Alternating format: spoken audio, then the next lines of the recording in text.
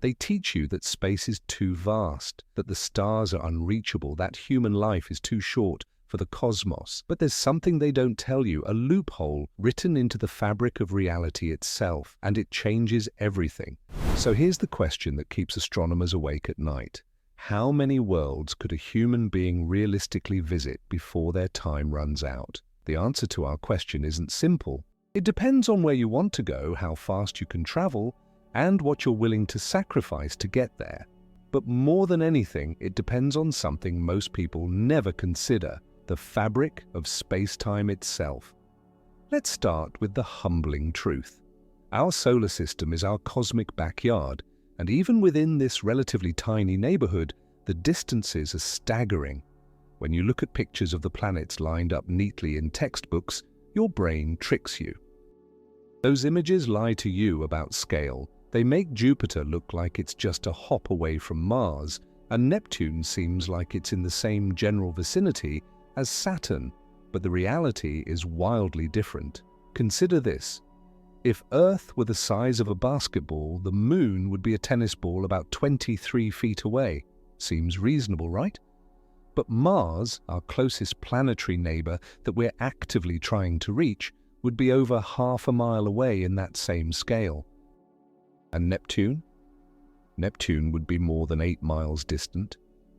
That's the space between worlds, even in our own stellar neighborhood. These aren't distances you can grasp intuitively. Your brain didn't evolve to comprehend them.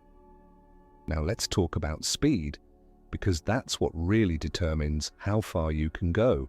The fastest object humanity has ever created is the Parker Solar Probe. On December 24, 2024, this remarkable spacecraft clocked in at 192.2 kilometers per second. That's 692,000 kilometers per hour, or roughly 430,000 miles per hour. To put this in perspective, that's about 0.06% the speed of light. The Parker Solar Probe achieved this incredible velocity by repeatedly diving toward the Sun and using gravity assists from Venus to accelerate. It's a brilliant piece of engineering, a testament to human ingenuity. But here's the sobering part. Even at that breakneck speed, traveling to Proxima Centauri, the nearest star to our Sun, would take approximately 6,500 years. That's not a typo, 6.5 millennia. When the Parker Solar Probe would finally arrive, the civilization that launched it would be ancient history, potentially forgotten, possibly extinct. So if we're stuck with current technology, chemical rockets, gravity assists, and the physics we understand today, how many planets could one person actually reach? The answer requires us to think about human lifespan in space. Let's say you're 25 years old when you leave Earth, and you live to be 85. That gives you 60 years of traveling time, 60 years to explore the cosmos. It sounds like a lot until you start doing the math. Let me take you through some real numbers based on actual NASA missions. These aren't speculative. These are the travel times we've already achieved. The Mariner 10 probe reached Mercury in about 147 days after launch. That's roughly 5 months. The Messenger mission took a different route and arrived in Mercury orbit after about 6.5 years, using multiple gravity assists to slow down enough to enter orbit. So Mercury, achievable within a single year if you're just flying by, or several years if you want to orbit. Venus is closer to Earth than Mercury, and missions like Venera 9 reached Venus in about 4 months. So Venus, also very doable within your lifetime. In fact, you could visit Venus multiple times and still have decades left. Mars, the planet we dream about colonizing, takes between 6 and 9 months to reach, depending on where Earth and Mars are in their respective orbits. The Perseverance rover, which landed in 2021, took about 7 months. So Mars, definitely on your list. If you're enjoying this journey through the cosmos so far, consider subscribing to the channel and giving this video a thumbs up. It helps more people discover these incredible cosmic truths, and it lets me know you want to dive even deeper into the mysteries of our universe. Now we get to the outer solar system, and this is where things get serious. Jupiter, the king of planets, takes considerably longer.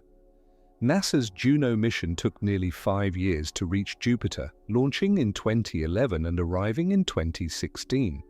Pioneer 10, which launched back in 1972, took about 21 months, less than 2 years. The difference comes down to trajectory and mission design. But let's average it out. Jupiter is about 2 to 5 years away. Saturn, with its magnificent rings, is significantly farther. The Cassini spacecraft, one of the most successful missions in history, took nearly 7 years to reach Saturn. It launched in 1997 and entered Saturn's orbit in 2004. 7 years. That's a substantial chunk of a human life. Voyager 1, traveling on a faster trajectory, reached Saturn in about 3 years. So Saturn, 3 to 7 years, depending on your route. Uranus is where things start getting extreme. Voyager 2 remains the only spacecraft to visit Uranus, and it took 8.5 years to get there after launching in 1977. 8.5 years of continuous travel through the void. Neptune, the most distant of the traditional planets, took Voyager 2 12 years to reach. 12 years. Think about that. If you left Earth as a teenager, you'd be approaching 30 by the time you saw Neptune's blue atmosphere with your own eyes. And then there's the dwarf planet Pluto, sitting out in the Kuiper Belt, that distant realm of icy bodies beyond Neptune. New Horizons, which gave us our first close-up images of Pluto in 2015, took 9.5 years to make the journey. 9.5 years traveling at approximately 36,000 miles per hour, which was one of the fastest launches ever achieved at that time. So let's add this up. If you wanted to visit all 8 major planets plus Pluto using conventional spacecraft and trajectories similar to what we've already accomplished, you're looking at roughly 5 months to Mercury, 4 months to Venus, 7 months to Mars, 3 years to Jupiter, 5 years to Saturn, 8 years to Uranus, 12 years to Neptune, and 9 years to Pluto. That's approximately 38 years of travel time, not counting any time spent actually exploring these worlds or the time needed to slow down and enter orbit. But here's the catch. Those travel times assume you're going directly from Earth to each destination. In reality, the planets are constantly moving. Earth orbits the Sun once every 365 days.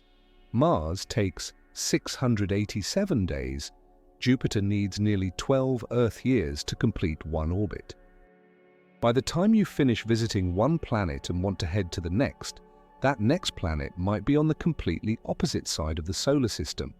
You'd need to wait for the right alignment, what we call a launch window.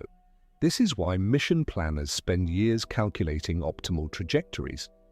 The Voyager missions were only possible because of a rare alignment of the outer planets that occurs once every 176 years. Engineers called it the Grand Tour.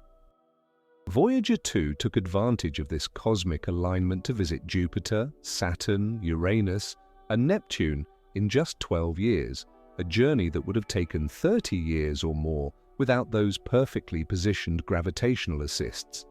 So realistically, could you visit every planet in the solar system in one human lifetime using current technology? Technically, yes. If you launched at exactly the right moment, used gravity assists efficiently, and didn't spend much time at each destination, you could complete a grand tour in about 12 to 15 years. Add in some time for orbital maneuvers and brief exploration at each world, and you're looking at maybe 20 to 30 years total. Launch at age 25, return home at 55. It's theoretically possible, but there's something we need to talk about. Something that makes this entire calculation both more complicated and more hopeful. You wouldn't be using current spacecraft. Not if you're serious about exploring. Current probes like Voyager and New Horizons are robotic, small, and designed to travel through space for decades without life support, food, water, or radiation shielding. A crewed spacecraft capable of keeping humans alive for 30 years would be enormously larger, heavier, and slower. The International Space Station, humanity's only current home beyond Earth, weighs about 420 tons. It took more than 40 missions to assemble it in orbit. A spacecraft capable of supporting a crew for decades of interplanetary travel would need to be at least that large, probably larger. It would need closed-loop life support systems, radiation shielding, artificial gravity to prevent muscle and bone loss, psychological support systems, redundant backups of every critical system, and massive amounts of fuel. And here's the brutal physics. The more massive your spacecraft, the more energy you need to accelerate it, and the more fuel you need to carry. But fuel has mass, so you need more fuel to accelerate that fuel, which means you need even more fuel to accelerate that additional fuel. It's called the tyranny of the rocket equation, and it's one of the fundamental barriers to human space exploration. Robert Goddard, one of the pioneers of rocketry, understood this back in the early 20th century. Every kilogram of payload requires exponentially more fuel the faster and farther you want to go. This is why most of a rocket is fuel tanks. The Saturn V rocket that sent astronauts to the moon was 85% fuel by mass. Only 3% was actual payload. So when we talk about humans visiting multiple planets in one lifetime, we're not just talking about traveling the distance. We're talking about developing entirely new propulsion technologies. Chemical rockets which burn fuel and expel hot gas have taken us as far as they can reasonably go. They got us to the moon. They've sent robots to every planet. But they're not going to take humans on grand tours of the solar system in reasonable time frames. This is where things get interesting, because humanity isn't standing still. Right now, engineers and scientists are developing propulsion systems that could revolutionize space travel. Let me walk you through some of them, because understanding these technologies is key to answering our central question. First, there's ion propulsion. Instead of burning chemical fuel, ion engines use electricity to accelerate ions to extremely high speeds and shoot them out the back of the spacecraft. The thrust is tiny. You could stop an ion engine with your hand, but ion engines can run continuously for years, gradually building up enormous speeds. NASA's Dawn spacecraft used ion propulsion to visit both the asteroid Vesta and the dwarf planet Ceres, something no chemical rocket could accomplish. The deep space. One mission demonstrated that ion engines work reliably in the harsh environment of space. The beauty of ion propulsion is efficiency. While chemical rockets might achieve exhaust velocities of 3 to 4 kilometers per second, ion engines can reach 30 to 40 kilometers per second or more. That tenfold increase in efficiency means you can carry less fuel and reach higher speeds. With ion propulsion, travel times to the outer planets could potentially be cut in half or more. Then there's nuclear propulsion. Yes, nuclear. And before you worry, we're not talking about nuclear bombs. We're talking about using the heat from nuclear reactors to superheat propellant and expel it at high speeds, or even using nuclear reactions to generate electricity for more powerful ion engines. NASA actually tested nuclear rocket engines back in the 1960s and 70s. The NERVA program demonstrated that nuclear thermal rockets could achieve exhaust velocities double that of the best chemical rockets. More recently, NASA has been developing nuclear electric propulsion systems. These would use a nuclear reactor to generate massive amounts of electrical power, which would then drive extremely powerful ion engines. With nuclear electric propulsion, spacecraft could accelerate continuously for months or years, reaching speeds currently impossible with any other technology. Estimates suggest that a nuclear electric spacecraft could reach Mars in just 39 days instead of 7 months. Jupiter might be reachable in a year instead of 5. Imagine what that means for our question. If you could cut travel times by 70 to 80%, suddenly visiting every planet becomes not just possible, but practical. There's also something called solar sails, one of the most elegant propulsion concepts ever devised. Instead of carrying fuel, a solar sail uses enormous mirrors to reflect sunlight. Photons from the sun carry momentum, and when they bounce off a reflective surface, they transfer that momentum to the spacecraft. The force is incredibly tiny. Sunlight at Earth's distance from the sun exerts only about 9 micronewtons of force per square meter. That's less than the weight of a few grains of sand. But in the frictionless vacuum of space, even that tiny push adds up over time. The Planetary Society's Light Sail 2 mission proved that solar sails work. Launched in 2019, it successfully used sunlight to raise its orbit without using any fuel whatsoever. Japan's Icaros spacecraft went even farther, using a solar sail to reach Venus. The advantage of solar sails is that they never run out of fuel. As long as you're close enough to a star to catch its light, you can keep accelerating. Near Earth, a large solar sail could eventually reach speeds of about 150,000 miles per hour or more.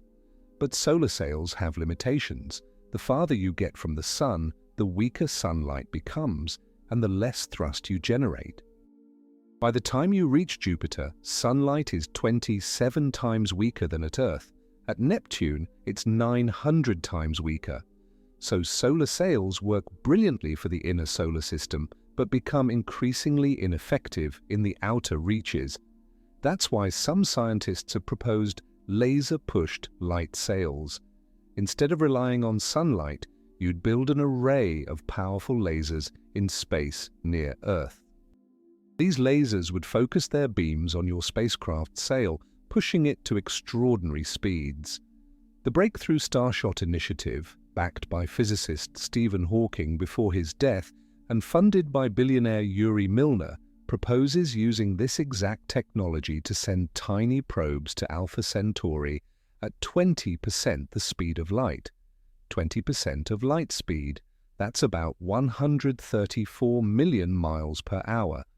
At those speeds, you could reach Mars in less than an hour, Jupiter in about 4 hours, Neptune in about a day. The entire solar system would become accessible on timescales measured in hours and days, not months and years. Of course, there's a catch. The Breakthrough Starshot probes would be tiny, weighing only a few grams. Scaling this technology up to spacecraft large enough to carry humans is a monumental challenge, but it shows what's theoretically possible. Now, all of these technologies, ion drives, nuclear propulsion, solar sails, laser sails, they're not science fiction. They're real, demonstrated technologies that either already exist or are in active development. But they still keep us confined to our solar system. Even with these advanced propulsion methods, the nearest stars remain desperately out of reach within a human lifetime. Remember, Proxima Centauri is 4.24 light-years away. Light itself, traveling at 670 million miles per hour, takes 4 years and 3 months to cross that gap.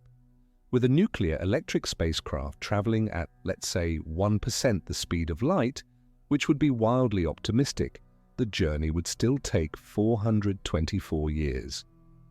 With Breakthrough Starshot technology at 20% light speed, you're still looking at 21 years just to reach the nearest star. And that's assuming you could scale the technology to support human beings, which currently we cannot. So here's where we stand with conventional and near-future propulsion. You could visit every planet in our solar system within a single human lifetime, probably spending a few years at each world if propulsion technology continues to advance. You might even venture out to interesting moons, Europa with its subsurface ocean, Titan with its methane lakes, Enceladus with its water geysers. But the stars, the thousands of exoplanets we've discovered orbiting other suns, those remain impossibly distant, unless we talk about the loophole, the cosmic cheat code that Einstein discovered when he revolutionized our understanding of space and time, because everything I've told you so far assumes that time flows at the same rate for everyone, everywhere. And that assumption, as Einstein proved in 1905, is completely wrong. Time is not universal. Time is not constant. Time is relative. And this fact, this bizarre, counterintuitive, thoroughly proven fact, changes everything about how far a human could travel in one lifetime.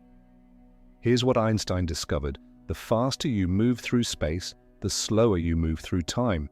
This isn't just a theory. It's been measured, tested, and confirmed thousands of times. Atomic clocks on airplanes tick slightly slower than identical clocks on the ground. GPS satellites have to constantly adjust their clocks because time runs faster in orbit than on Earth's surface.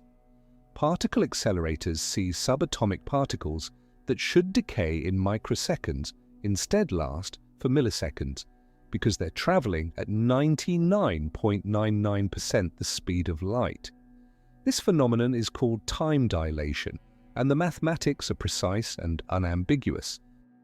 There's an equation called the Lorentz factor that tells you exactly how much time slows down at any given speed. At 10% the speed of light, time runs about 0.5% slower for you than for someone standing still. Not much. At 50% light speed, time for you flows at about 87% the rate of someone stationary, getting more noticeable. But at 90% the speed of light, something dramatic happens. Time for you slows to about 44% of normal. A year of your subjective time equals 2.3 years for everyone else. At 99% light speed, your time slows to about 14%. A single year for you equals 7 years for the universe around you. And at 99.99% the speed of light, the effect becomes extreme. 1 year for you equals 70 years external time. Do you see what this means? At these speeds, your lifetime doesn't change from your perspective. You still age normally, experience time normally, think and feel and exist normally, but the universe around you ages faster. Decades pass outside while you experience months. Centuries tick by while you live through years. This is the loophole. This is how a human being could potentially travel not just to nearby stars, but across vast stretches of the galaxy within a single lifetime. Not because we can cheat physics and go faster than light. We can't. That's impossible. But because time itself becomes your ally. The closer you get to light speed, the more distance you can cover in your subjective lifetime. Let me give you a concrete example. Suppose you want to travel to Proxima Centauri, 4.24 light-years away. If you could accelerate continuously at 1 gravity, the same acceleration you feel standing on Earth right now, which would be comfortable and prevent muscle and bone loss, you'd reach 99% the speed of light in about 1 year of your subjective time. You'd coast at that speed, covering light years while experiencing only months. Then you'd flip around and decelerate at 1 gravity for another year, arriving at Proxima Centauri. From your perspective on the ship, the entire journey would take about 3.5 years. 3.5 years of your life. But back on Earth, about 5.5 years would have passed. You'd return home having aged 7 years, while Earth aged 11. Your younger siblings might now be older than you. Your children would have grown up. But you would have reached another star. Now let's push this farther. What if you wanted to visit a truly distant star system, say one of the fascinating exoplanets we've discovered like TRAPPIST-1, which has 7 Earth-sized worlds and sits 39 light-years away?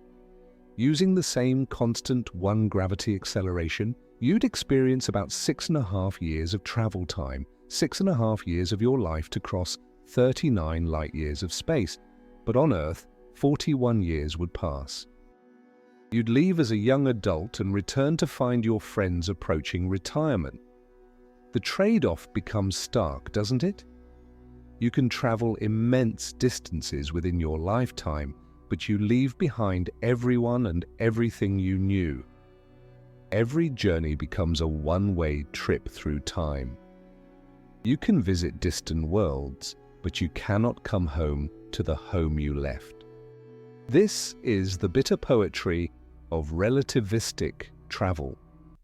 The universe opens up to you, but you become unstuck from your own era, drifting forward through time, watching the world age without you.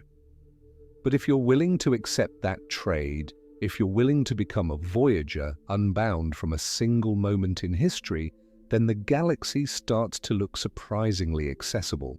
Let me show you just how far you could go. If you maintained one gravity acceleration for longer periods, you could reach astonishing distances. Accelerate for 12 years of your subjective time, then decelerate for 12 years. Total trip time for you, 24 years. Sounds reasonable for a lifetime of exploration, right? But here's where it gets wild. In those 24 years of your experience, you would have traveled 29,000 light years. 29,000. That would take you nearly to the center of our Milky Way galaxy. Think about that. The supermassive black hole at the galactic core, Sagittarius A star, weighing 4 million times more than our Sun, would be within reach of a single human lifetime. You could witness the dense cluster of stars orbiting that black hole, some completing their circuits in just 16 years.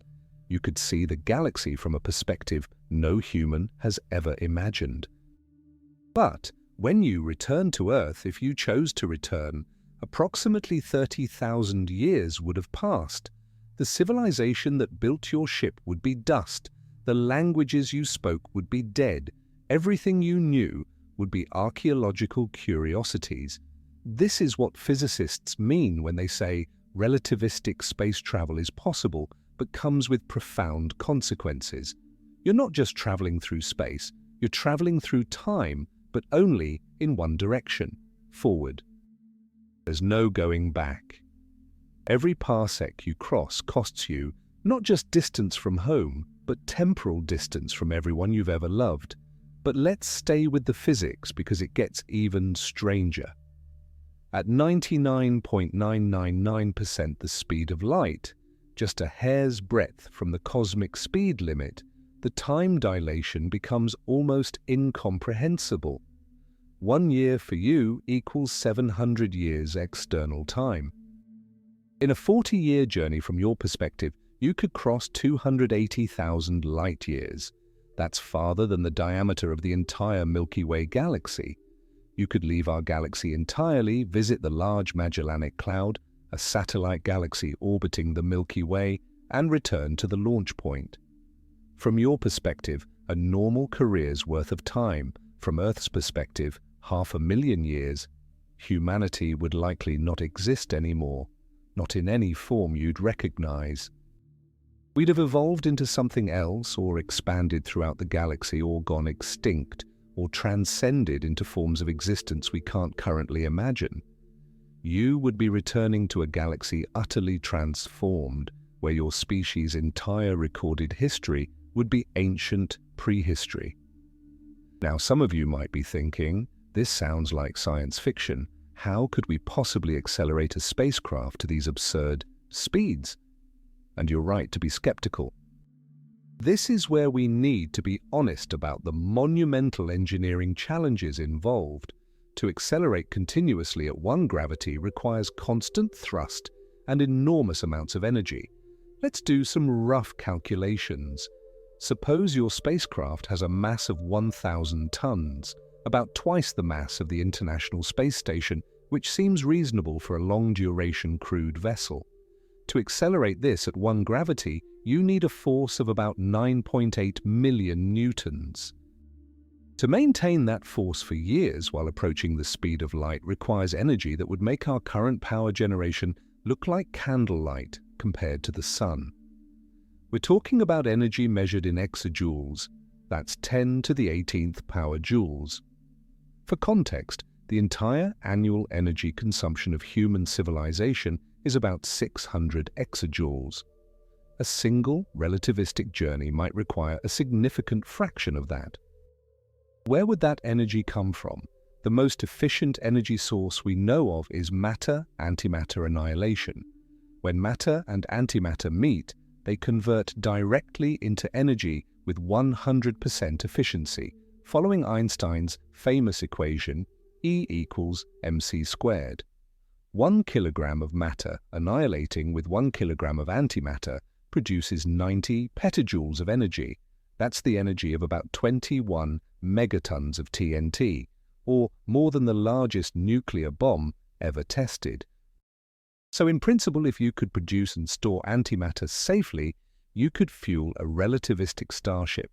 The problem? We currently produce antimatter in absolutely microscopic quantities. CERN, the European Organization for Nuclear Research, with the most powerful particle accelerators on Earth, produces about 10 million antiprotons per minute. Sounds like a lot until you realize that's about 100 millionth of a gram per year. At current production rates, making enough antimatter to fuel even a small relativistic journey would take millions of years. But let's be optimistic. Let's assume future technology finds ways to produce antimatter efficiently, perhaps using massive solar power arrays in space or fusion reactors far more advanced than anything we have today.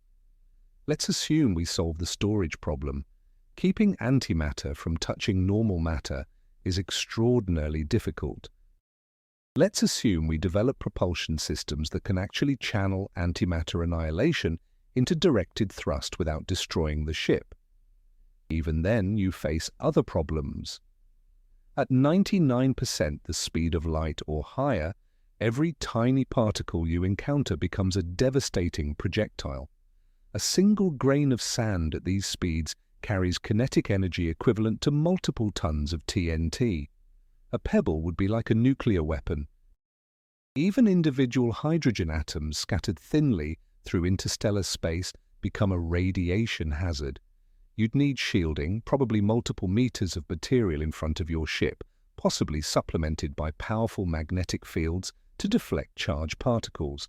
Then there's navigation. At these speeds, you're crossing light years in months or years. You need to know exactly where you're going with incredible precision because you can't easily change course.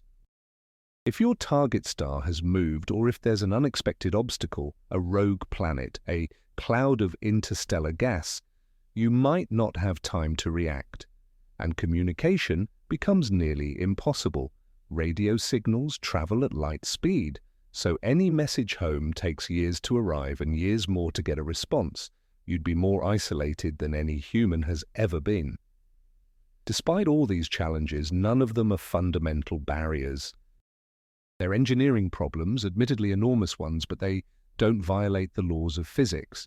Compare this to faster-than-light travel, which relativity tells us is genuinely impossible because it would require infinite energy and would violate causality, potentially allowing effects to precede causes. Relativistic travel, by contrast, is merely extremely difficult. So let's come back to our original question with this new understanding. How many planets could a human actually reach in one lifetime? The answer depends entirely on which human lifetime we're talking about. Are we measuring your subjective experience, or are we measuring time as it passes for the rest of humanity? From your subjective perspective as a relativistic traveler, the answer is breathtaking. With technology that doesn't violate physics, just pushes engineering to its theoretical limits, you could visit hundreds, possibly thousands of star systems. You could explore dozens of potentially habitable exoplanets. You could witness stellar phenomena across a significant portion of the galaxy. In your 40 or 50 years of conscious experience, you could see wonders that span tens of thousands of light years, but from Earth's perspective, you'd be gone for tens of thousands of years. You wouldn't be returning to report your findings to the people who sent you. You'd be returning to their distant descendants, if humanity still exists at all. This creates a philosophical puzzle. If you experience 50 years, but the universe experiences 50,000, how long did you really travel? Whose clock is correct? Physics tells us both clocks are equally valid. Time is relative, remember? There's no universal reference frame, no cosmic clock ticking away objective time. Your experience is real, Earth's experience is real. They're just different, and they're both correct. This leads to something profound that I want you to understand because it touches on the deepest questions of existence. The universe doesn't care about our human concepts of time. We measure our lives in years, decades if we're lucky. We structure our existence around the rhythm of Earth's orbit around the Sun, but that's an arbitrary choice, meaningful to us but irrelevant to the cosmos. Out in deep space between the stars, there is no day and night, there are no seasons. Time becomes whatever you measure it to be. An astronaut traveling at relativistic speeds doesn't experience time any differently in their own reference frame. Their heart beats normally, their cells age at the usual rate, their thoughts flow at their typical pace. But relative to the larger universe, they're skipping through time like a stone across water, touching briefly on different eras as they travel. This might sound lonely, and in many ways it is. But it's also liberating. It means that the apparent limitations of a human lifespan, 70, 80, maybe 90 years if you're fortunate, become almost meaningless once you leave Earth's reference frame. Your subjective experience of time is all that matters, and in that subjective experience you could witness an extraordinary amount of the universe. Now let's be realistic about the near term. We're not building antimatter-powered, relativistic starships next year, or next decade, or probably even next century. But we are taking the first steps toward becoming an interplanetary species. And understanding what's possible within our solar system using technologies that either exist now or could exist soon tells us a lot about humanity's future.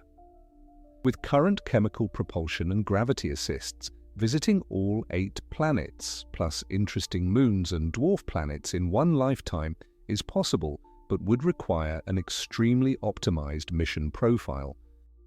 You'd need perfect timing, minimal stay times at each location, and you'd probably spend 30 to 40 years in transit. That's doable, but it's not exactly touring the solar system. It's more like a high-speed fly-by grand tour. With ion propulsion and nuclear electric systems that could be developed in the next 20 to 50 years, the picture improves dramatically. Travel times could be cut by 50 to 70%. A grand tour might take 15 to 20 years instead of 40. You'd have time to actually orbit several planets, spend months at each location conducting research, maybe even land on some of the more interesting moons. Mars, Europa, Titan, Enceladus. These become viable destinations for extended human missions. If we develop laser sail technology or other advanced propulsion systems in the next 50 to 100 years, the solar system essentially becomes trivial to navigate. Travel times measured in weeks or months instead of years. Multiple return trips to Mars in a single lifetime. Scientific outposts on moons of Jupiter and Saturn maintained with regular supply runs. The asteroid belt becomes mineable. The Kuiper belt, that vast region of icy bodies beyond Neptune, becomes accessible for exploration. But here's what really matters. Every step we take outward changes humanity. The first humans to spend years in deep space, beyond Earth's protective magnetosphere, will return transformed. Not just psychologically, though, that transformation will be profound, but potentially biologically. Cosmic radiation might alter their DNA. Low gravity might change their bone density and muscle structure. Their circadian rhythms might shift in unpredictable ways. And the further we go, the more we'll change. Humans born on Mars, growing up in 1/3 Earth's gravity, will develop differently. Their bodies will adapt to their environment. After several generations, Martian-born humans might not be able to return to Earth. The gravity would be too strong for hearts and skeletal systems that developed in gentler conditions. Humans, living in rotating space habitats with artificial gravity, might evolve in different directions. those living on the moons of gas giants under different gravitational influences and radiation environments will face different selection pressures. Give it 1,000 years, 10,000 years, and humanity might not be a single species anymore. We might be a family of related species, each adapted to different worlds, all sharing common ancestry from Earth. This is speculation, but it's informed speculation based on what we know about evolution and adaptation. And it matters for our question because it changes what we mean by planets humans can reach.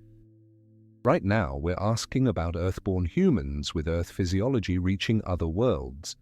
But future humans might be asking different questions. Which worlds can Martian-adapted humans reach? Which environments are suitable for humans who've spent generations in space habitats? The famous astronomer Carl Sagan once said that we are a way for the cosmos to know itself. We are the universe become conscious, matter organized in such a way that it can reflect on its own existence. Every time a human looks through a telescope, every time we send a probe to another world, every time we ask, what's out there, the universe is exploring itself through us. And here's the beautiful part. We are made of star stuff. This isn't poetic metaphor, it's literal fact. The carbon in your cells, the calcium in your bones, the iron in your blood, all of it was forged in the nuclear furnaces of ancient stars. Stars that lived, burned brightly, and died in supernova explosions before our sun even formed. Those explosions scattered heavy elements across space, which eventually coalesced into the cloud of gas and dust that became our solar system. We are the descendants of stars. We carry their legacy in every atom of our being. So when we ask how far humans can travel, we're really asking how far the universe can explore itself through conscious beings made of its own substance. And the answer, bounded by physics but unlimited by imagination, is remarkably, wonderfully far. But now we need to talk about something humbling, something that even relativistic travel cannot overcome. Because while time dilation gives us access to vast distances within a human lifetime, the universe itself has boundaries, not physical walls, but limits imposed by the expansion of space itself. And these limits are absolute. You see, the universe is not static. It's expanding, and not just expanding, but accelerating in its expansion. Every second, space itself stretches, carrying distant galaxies away from us. And here's the crucial part. This expansion doesn't have a speed limit. Galaxies can recede from us faster than light, not because they're moving through space faster than light, that's still impossible, but because space itself is expanding between us and them. In 1998, two teams of astronomers made one of the most shocking discoveries in the history of science. They were studying distant supernovae, using these exploding stars as cosmic measuring sticks to map the universe's expansion. They expected to find that the expansion was slowing down over time, pulled back by gravity. Instead, they found the opposite. The expansion is accelerating. Something is pushing the universe apart, overcoming gravity's pull. We call this mysterious force dark energy, though that name is really an admission of ignorance. We don't know what it is, we don't know why it exists, we just know it's there, making up about 68% of the total energy content of the universe. And it's winning. Billions of years from now, dark energy will have pushed distant galaxies so far away that they'll disappear beyond the edge of the observable universe. But dark energy doesn't just affect the far future. It affects right now what you can reach. There's a boundary called the cosmic event horizon, and it exists at about 16 billion light-years from Earth. Beyond that distance, galaxies are receding from us so fast that light they emit now will never reach us, no matter how long we wait. They're beyond the cosmic horizon, and if their light can never reach us, we can never reach them. Even if you traveled at 99.9999% the speed of light, Even if time dilation stretched your subjective lifetime across millions of years of external time, you could never reach galaxies beyond that horizon. The space between you and them is expanding faster than you can cross it. It would be like trying to swim against a current that's stronger than your maximum speed. You'd expend all your energy and still move backward. This means that of the estimated 2 trillion galaxies in the observable universe, only about 3% are actually reachable by any means, even in principle. The other 97%, forever beyond our grasp. No matter how advanced our technology becomes, no matter how clever our engineering, we cannot cheat the expansion of space itself. Within our reachable volume, which is still enormous, containing about 60 billion galaxies, there are limits to what we can practically visit. Remember, even with time dilation, you still experience the passage of time. If you want to travel to a galaxy 50 million light-years away, even with continuous one-gravity acceleration, giving you maximum time dilation benefits, you'd experience perhaps 25 to 30 years of subjective time. That's a substantial fraction of a human life. And this brings us to an uncomfortable truth. There are trade-offs. Every year you spend traveling, even subjectively, is a year you don't spend exploring your destination. If your entire lifetime is 60 years and you spend 25 years getting somewhere, you have 35 years left to explore before you need to head back, assuming you want to return. And if you do return, you'll arrive home not to the civilization you left, but to 1 million of years in its future. This creates a strange calculus. The farther you go, the more interesting and alien the destinations become, but the higher the cost. Close destinations, planets in our solar system, nearby stars, you could visit and return to something resembling the world you left.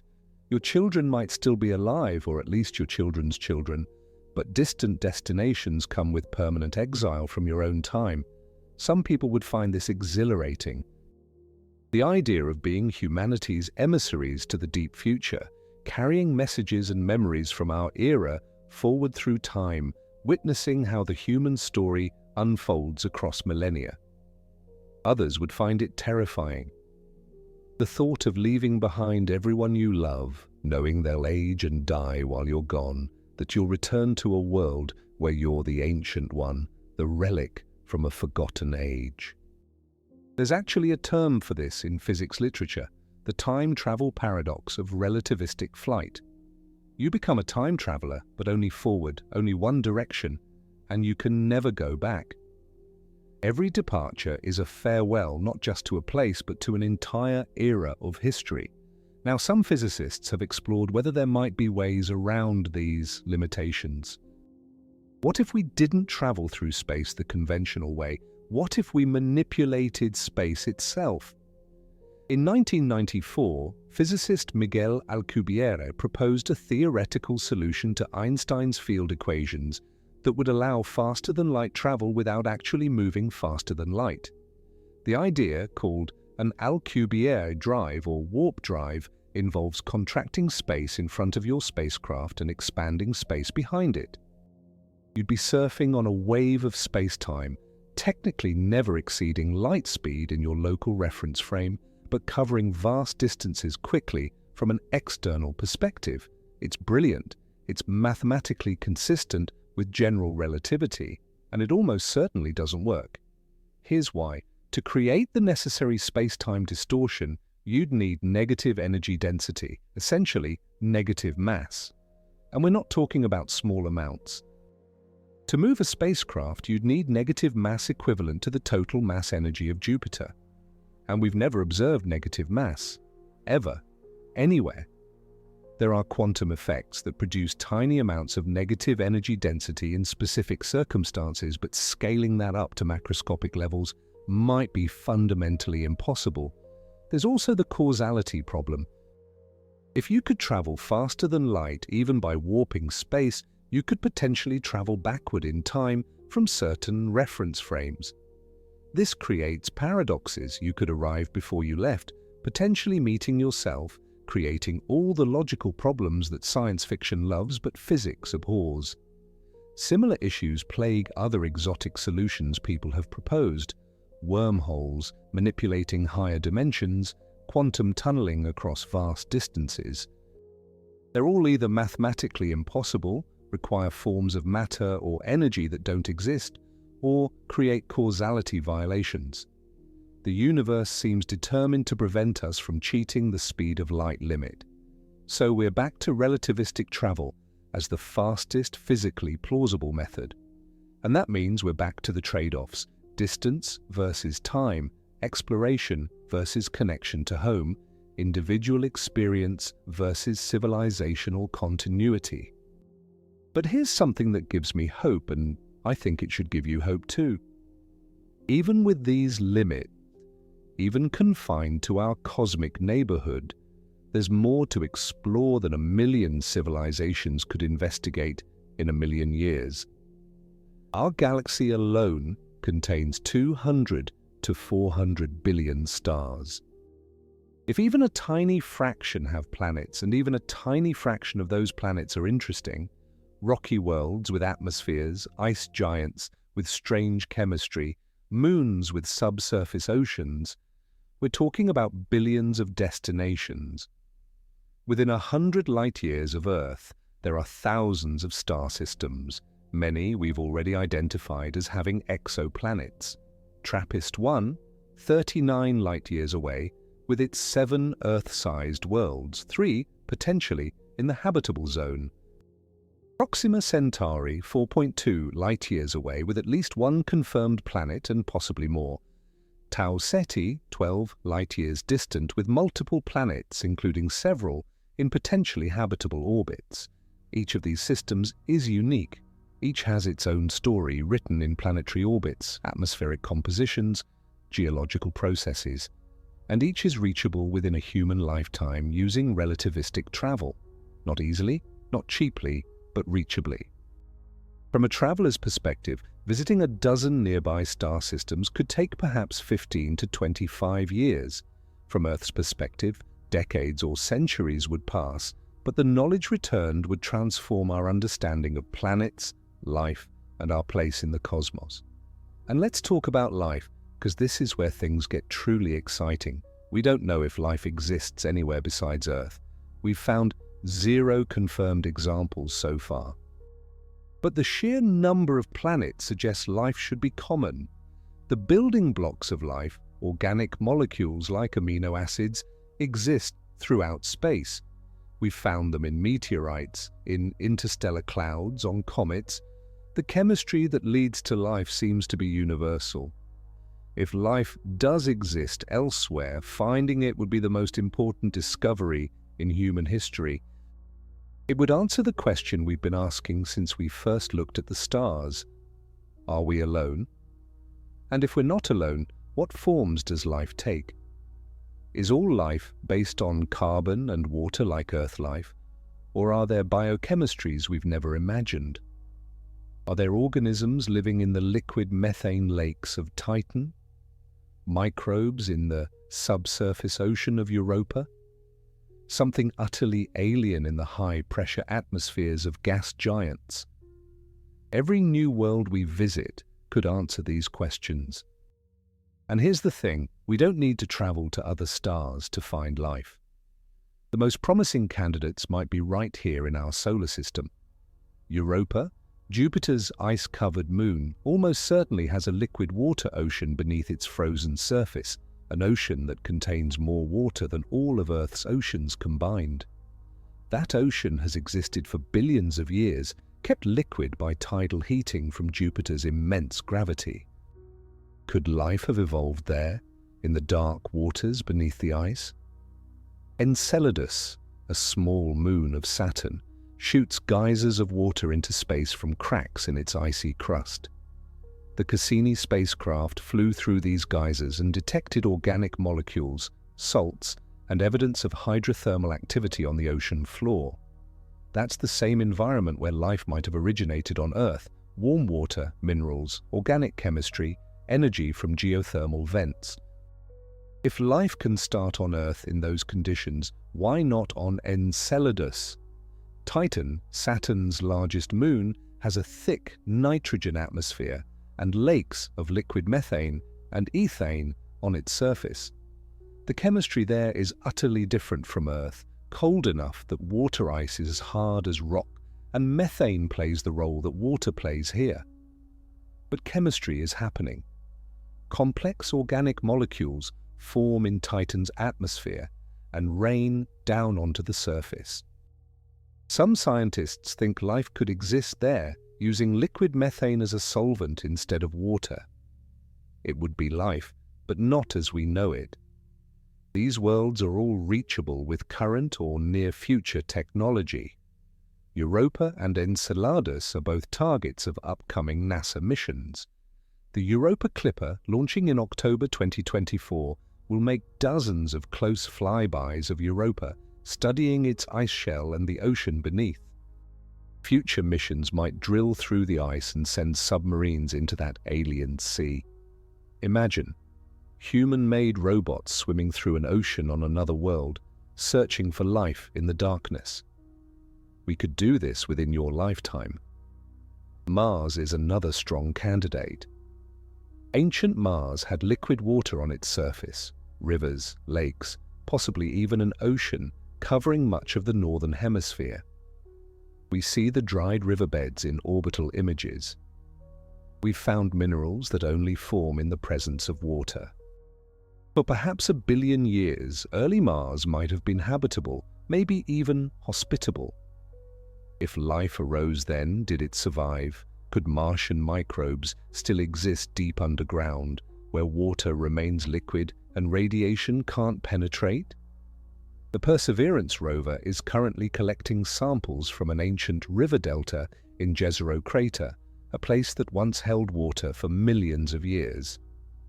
Those samples will eventually return to Earth for detailed analysis. We might discover evidence of extinct Martian life within the next decade, or we might drill into Martian aquifers and find living organisms. The answer to "Are we alone?" could come from our neighboring planet. But even if we find microbial life in our solar system, even if we discover that simple life is common, the question that really captures the imagination is, what about intelligent life? What about civilizations? What about beings we could communicate with, learn from, share ideas with? This is where the numbers get truly mind-bending. Our galaxy contains hundreds of billions of stars. If even 1 in a million has a planet with intelligent life, that's hundreds of thousands of civilizations in the Milky Way alone. But we haven't detected any. We've been listening for radio signals from other civilizations for over 60 years. The search for extraterrestrial intelligence, SETI. We've heard nothing conclusive. No alien broadcasts, no messages, no obvious signs of advanced technology. This puzzle is called the Fermi paradox, named after physicist Enrico Fermi, who asked, "Where is everybody?" If intelligent life should be common, and if some civilizations should be millions or billions of years older than us, where are they?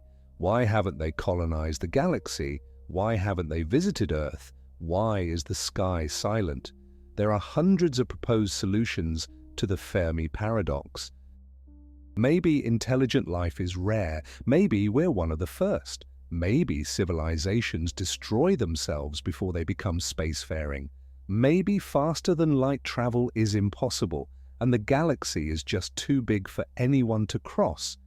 Maybe advanced civilizations transcend physical existence and we're looking in the wrong place. Maybe they're deliberately avoiding contact, observing, but not interfering. Maybe we're in a cosmic zoo or nature preserve. Or maybe, and this is the possibility that should make you think, maybe we are genuinely alone. Maybe Earth is the only planet in the observable universe where life evolved to intelligence. Maybe we are the cosmos's way of knowing itself and there is no one else. The responsibility would be staggering. We wouldn't just be preserving human civilization. We'd be preserving the only instance of conscious awareness in trillions upon trillions of stars. I don't know which answer is correct. Nobody does, but finding out, one way or another, would define our species' place in cosmic history. And that search, that exploration, is something humans can do in your lifetime and the lifetimes of your children and grandchildren. With current technology, we can listen for radio signals from thousands of nearby star systems. With slightly better technology, we could detect signs of industrial pollution in the atmospheres of exoplanets.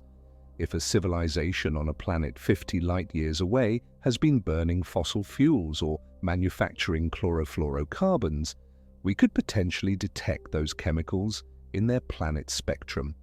We could find evidence of alien civilizations without ever leaving our solar system, just by building big enough telescopes and analyzing the light from distant worlds carefully enough. And if we do detect something, if we find evidence of another civilization, that changes everything. Suddenly we'd know our destination. We'd know there's something worth traveling decades or centuries to reach. The first humans to make contact with another intelligent species would be remembered as long as humanity exists. They'd be crossing not just space, but the boundary between cosmic loneliness and cosmic companionship. But even if we never find others, even if we are alone, the universe remains endlessly fascinating. Every planet is a laboratory where nature has run a different experiment. Every star system is a variation on the theme of planetary formation. Every galaxy tells a story of billions of years of cosmic evolution. We could explore for millions of years and never run out of mysteries to investigate.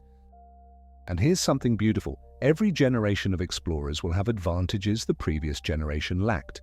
Technology improves, propulsion gets faster, life support becomes more reliable, communication systems get better. The first missions to Mars will be harrowing adventures with narrow margins for error. The 100th mission to Mars will be routine, safe, almost boring. What seems impossible today becomes difficult tomorrow and becomes easy the day after. Right now, we're in the earliest stages of becoming a spacefaring species. We're like coastal people who've just invented boats good enough to cross rivers.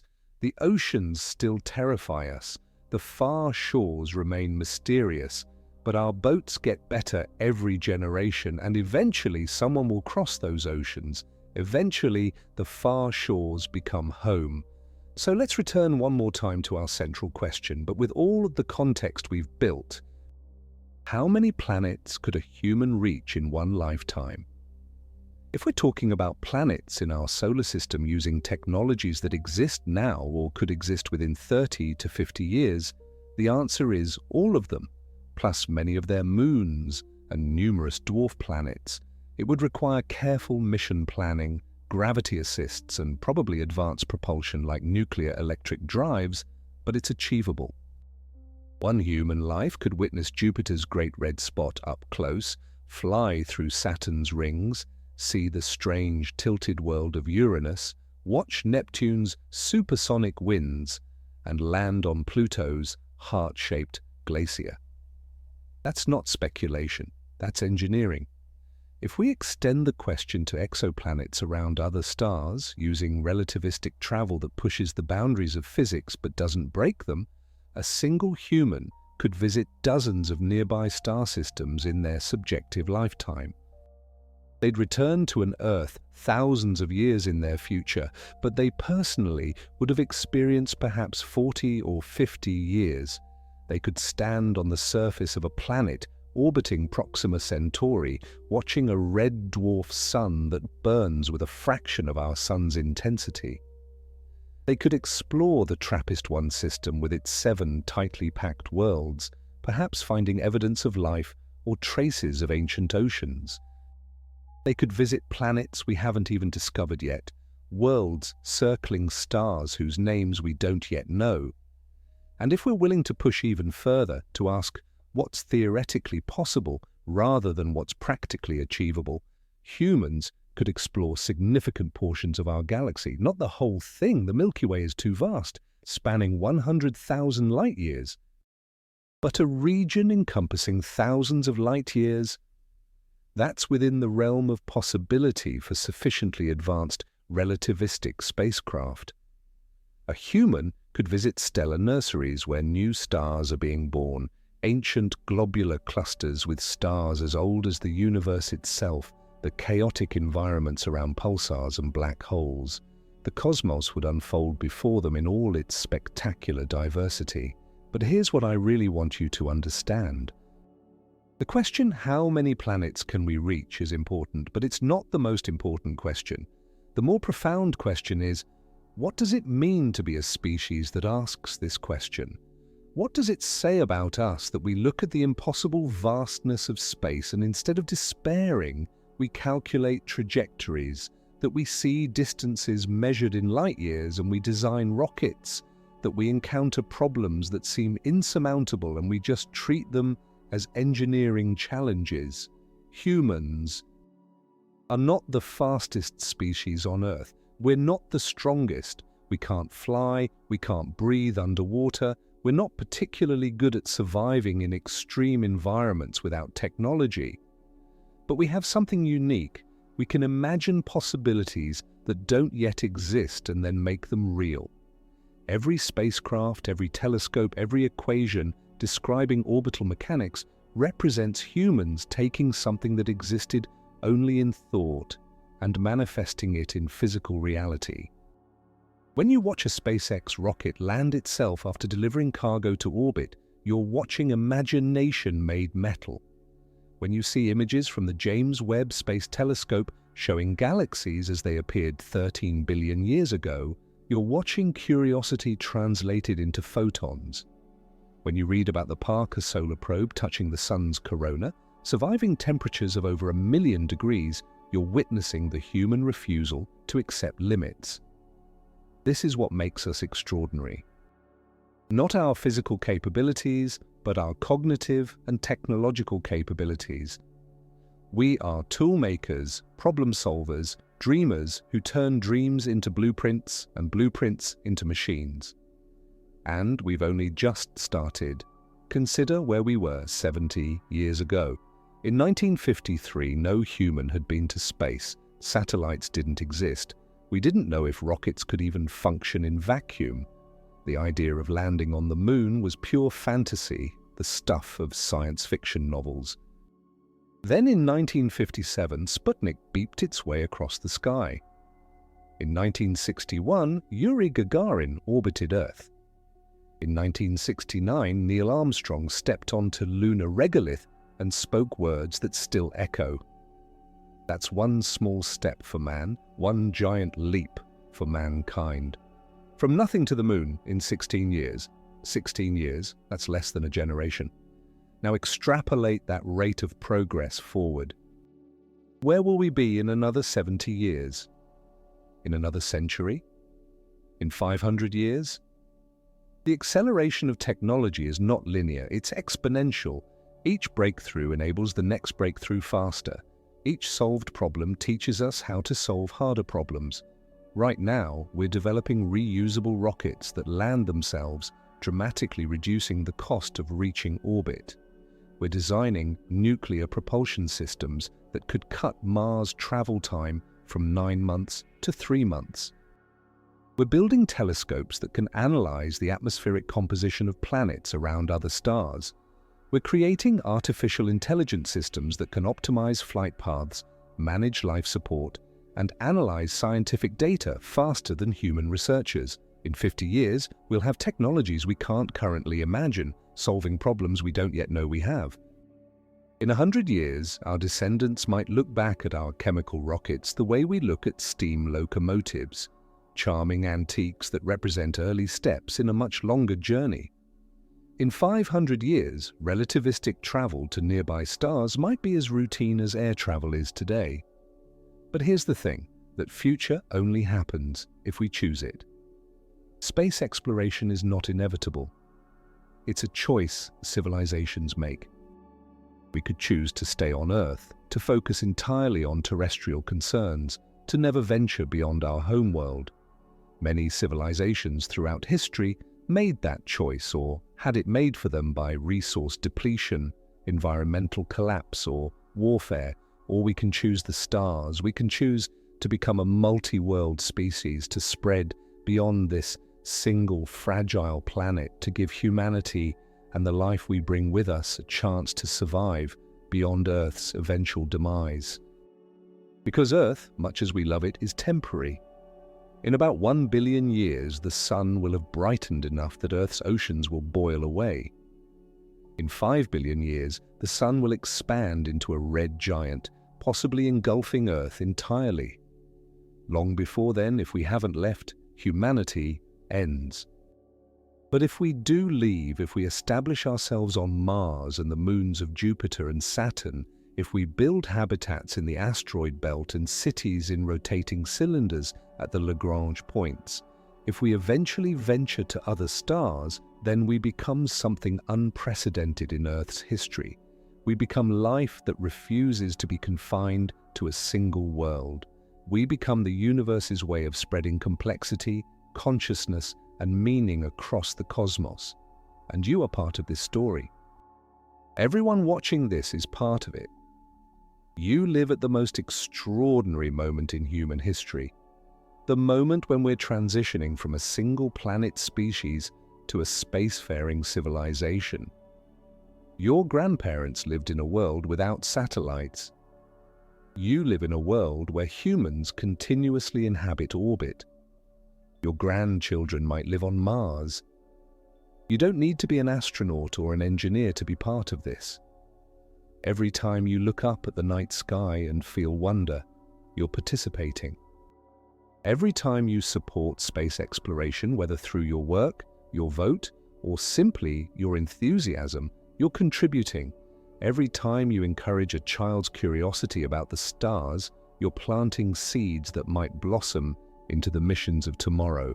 This is why I make these videos, not just to share information, though I hope you're learning, but to remind you that you're part of something vast and meaningful. The atoms in your body were forged in stellar furnaces billions of years ago. You are literally made of stars, and now those atoms have organized themselves into a pattern complex enough to look back at the stars and understand where they came from. Think about the audacity of what we're attempting. We evolved on the African savanna. Primates adapted to a very specific environment. One, Earth gravity, breathable atmosphere, moderate temperatures, abundant food, and water. Every aspect of our biology assumes these conditions. Our hearts pump blood against Earth's gravity. Our lungs expect oxygen at sea level pressure. Our eyes evolved for sunlight filtered through Earth's atmosphere. Our circadian rhythms match Earth's 24-hour rotation. And yet here we are, planning to live on Mars, where gravity is 38% of Earth's, where the atmosphere is less than 1% as thick, where temperatures regularly drop to -80 degrees Celsius, where there's no breathable air and almost no water at the surface. It's absurd. It's like a fish deciding to colonize the desert. But we're going to do it anyway because we can, because we must, because the alternative is stagnation and eventual extinction. This speaks to something deep in human nature. We are not a species that accepts boundaries easily. Throughout history, humans encountered barriers, mountains, oceans, deserts, ice sheets, and our response was always the same: find a way across. When there was no way, we invented one. We built boats to cross oceans. We carved roads through mountains. We developed agriculture to survive in marginal environments. We created written language to communicate across time. Space is just the latest barrier. It's higher, colder, more hostile than any environment we've encountered before. But the human response is the same: adapt, innovate, persist. Build better suits, better habitats, better rockets. Learn to grow food in Martian regolith. Develop closed-loop life support that recycles every drop of water and every breath of air. Engineer our technology to work in vacuum, in radiation, in microgravity, and if necessary, engineer ourselves. This is controversial, but we need to talk about it. If we're serious about long-term space settlement, we might need to modify human biology. Not drastically, not becoming something unrecognizable, but enhancing our radiation resistance, improving our bone density in low gravity, adjusting our metabolisms for different environments. We have the tools: CRISPR gene editing, synthetic biology, regenerative medicine. The ethical questions are enormous, but so are the possibilities. Imagine humans adapted to Mars, bodies that build stronger bones in low gravity, skin with better UV protection, eyes optimized for the reddish sunlight. Or humans adapted to long-duration spaceflight, enhanced DNA repair mechanisms, resistance to muscle atrophy, better psychological resilience to isolation. We could become not just one species on many worlds, but many variations of humanity, each optimized for their environment while still fundamentally human. This is not science fiction. The technology exists or is in development. The question is whether we'll use it, whether we'll accept the responsibility of directing our own evolution. It's a question your generation and the next will have to answer. But whether we modify ourselves or not, the process of leaving Earth will change us. It already has. Every astronaut who's spent time in space comes back transformed.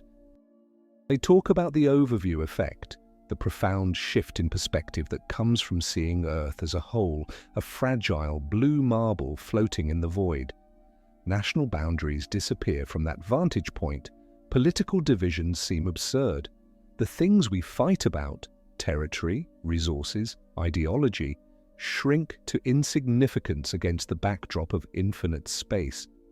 Frank White, who coined the term overview effect, interviewed dozens of astronauts about their experiences.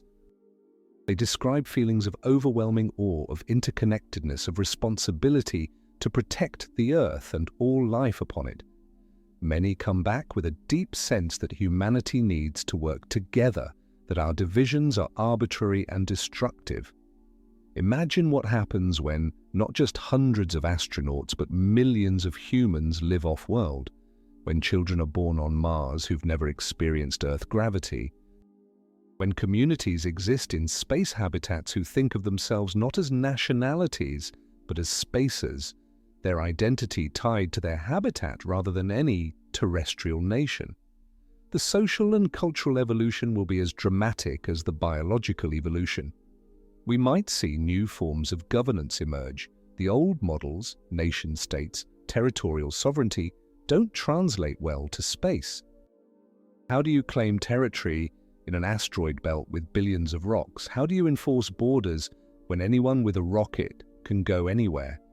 We'll need new frameworks, new ways of organizing society that we haven't invented yet.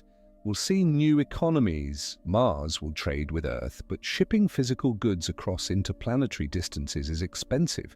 Instead, we'll trade information, designs, intellectual property. A Martian scientist might discover a new drug, and the formula gets transmitted to Earth at light speed. An Earth engineer might design a better solar panel, and the design gets manufactured on Mars using local materials. The economy becomes primarily informational. We'll see new arts and philosophies. Artists on Mars will create works influenced by red skies and 2 tiny moons.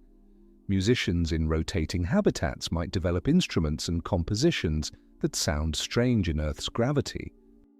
Philosophers will grapple with what it means to be human when humans exist in radically different environments. Are we still one species if we can't all survive in the same places? These are not distant speculations. This is the century you're living in. The first permanent human settlement on Mars will likely be established within the next 30 to 50 years. You will probably see it happen. Your children will almost certainly grow up in a world where humans live on multiple planets. And that's just the beginning, because Mars is not the end goal. Mars is the training ground. It's where we learn to be a multi-world species, where we make our mistakes and develop our expertise before venturing farther. Mars is close enough that Earth can help if something goes wrong. The communication delay is only 3 to 22 minutes depending on orbital positions. If a Mars colony faces a crisis, Earth can send advice, supplies, backup systems. But when we go to the moons of Jupiter, Europa, Ganymede, Callisto, we'll be on our own. Light takes 33 to 52 minutes to travel from Jupiter to Earth, which means communication round trips take over an hour. You can't have a conversation with that delay. You can't call home for help and get immediate support. Colonies in the outer solar system will need to be self-sufficient in ways that Mars colonies aren't. And when we eventually venture to other star systems, the isolation becomes total. A colony on a planet orbiting Proxima Centauri would experience an 8.5-year communication delay. A message sent from there to Earth takes 4.2 years to arrive. The response takes another 4.2 years to return. By the time you get an answer to your question, 9 years have passed, and your question might no longer be relevant. These colonies will be truly independent, not by choice, but by physics. They'll develop their own cultures, their own solutions to problems, their own identities, separate from Earth. After a few generations, they might not think of themselves as human colonies at all, but as Proximans or whatever they choose to call themselves. Their history with Earth will be ancient history, something their ancestors did. And this is ultimately how intelligence spreads through the galaxy, if it does spread. Not through unified empires spanning thousands of light years, communication delays make that impossible, but through seeds. Each colony becomes a seed that grows into its own civilization, which eventually plants more seeds, which grow into more civilizations. A branching tree of consciousness spreading through space, all descended from Earth, but each unique. In 1,000,000 years, there could be thousands of human-descended civilizations scattered across the galaxy, each with their own languages, cultures, technologies, perhaps even biology. Some might still remember Earth as their ancestral home. Others might have forgotten their origins, lost to time. But all would share a common heritage. All would carry forward the legacy of the first species on Earth to look at the stars and decide to go there.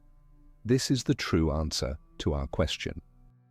How many planets can a human reach in one lifetime? As an individual, dozens or possibly hundreds using relativistic travel, but as a species, as a collective project spanning generations, billions. Every planet in the galaxy could eventually host human-descended life if we make the choices necessary to start that process. So here we are at the end of this journey through space and time. We started with a simple question: how many planets could a human reach in one lifetime? And we've discovered that the answer is far more complex and far more beautiful than a simple number. With today's technology, you could reach all 8 planets in our solar system, though it would take most of your life and require perfect planning. With near-future technology, ion drives, nuclear propulsion, solar sails, the solar system becomes accessible in a way it isn't today. You could spend meaningful time on multiple worlds, exploring Mars for years, investigating the icy moons of Jupiter and Saturn, even venturing to the Kuiper Belt. With relativistic travel pushing physics to its limits but not breaking them, you could visit dozens of nearby star systems in your subjective lifetime. You'd pay a price, you'd become unstuck in time, leaving your era behind, returning to a future you can't predict. But you'd witness wonders no human has seen: alien suns, strange planets, perhaps even life evolved independently of Earth.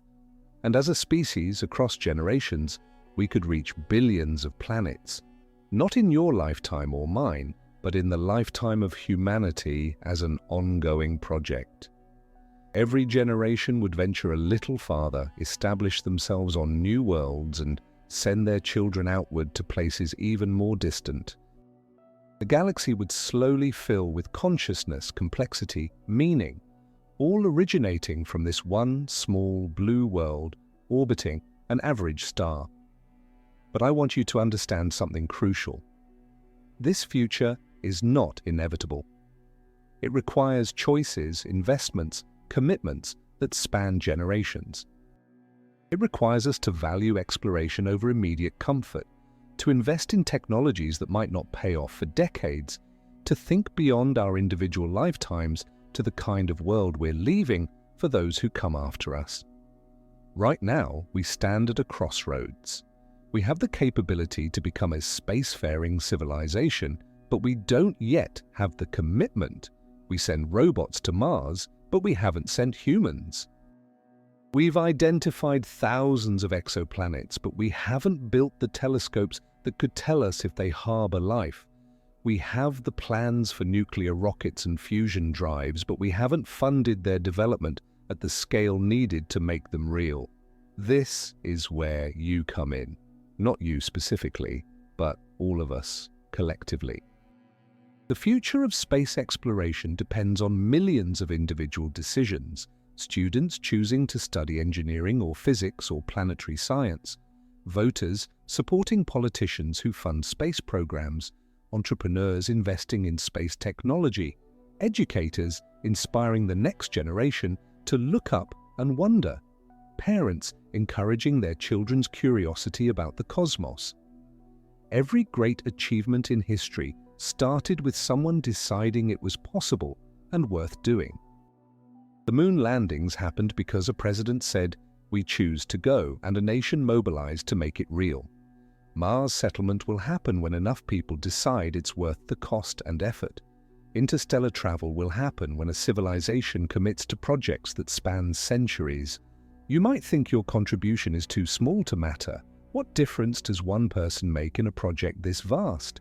But consider every astronaut started as a child who looked at the stars and dreamed. Every spacecraft exists because thousands of engineers each solved small problems. Every breakthrough comes from someone who asked a question nobody had quite asked before. Your curiosity matters. Your enthusiasm matters. Your willingness to learn, to question, to imagine possibilities, it all matters. Because space exploration is not ultimately about rockets and planets. It's about what humans can become when we refuse to accept limits. It's about the vision of a future where our descendants inherit not just Earth, but the cosmos. And here's the most important thing I want you to take from this. You are living in the most extraordinary moment in human history.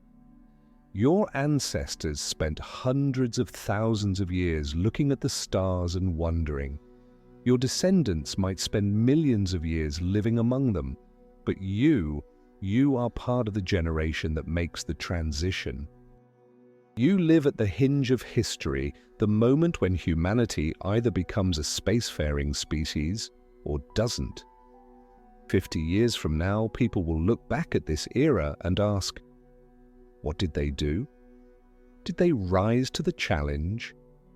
Did they make the investments, take the risks, push forward into the unknown? Or did they retreat into comfort and familiarity, letting the dream of space fade? The answer to that question is being written right now by the choices we make, the priorities we set, the dreams we pursue, and while none of us can determine the answer alone, each of us contributes to it. So when you look up at the night sky, remember, those are not just distant lights. They're destinations, they're opportunities, they're the future home of beings who will trace their ancestry back to Earth, back to this moment, back to the people who decided that humanity's story didn't end on one world. The question isn't really how many planets can a human reach in one lifetime. The real question is, how far are we willing to go? How much are we willing to dare? How big is our vision for what humanity can become? And the answer to that question isn't written in physics equations or mission plans. It's written in the human heart, in our inexhaustible curiosity, in our refusal to accept that anything is impossible just because it's hard. We are made of star stuff, Carl Sagan reminded us.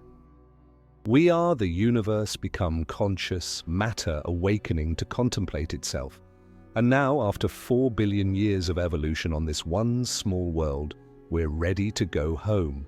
Not to any specific planet, but to the cosmos itself, our true home, the place our atoms came from, the place our curiosity has always pointed toward. The stars are waiting, the planets are waiting, the galaxy is waiting for the children of Earth to venture out and see what's there. If you made this far, I am sure you will love this other video at the left side of the screen. James Webb just revealed the true scale of the universe. Discover why scientists are deleting their life's work after the James Webb Space Telescope revealed something that challenges 50 years of physics. See you there.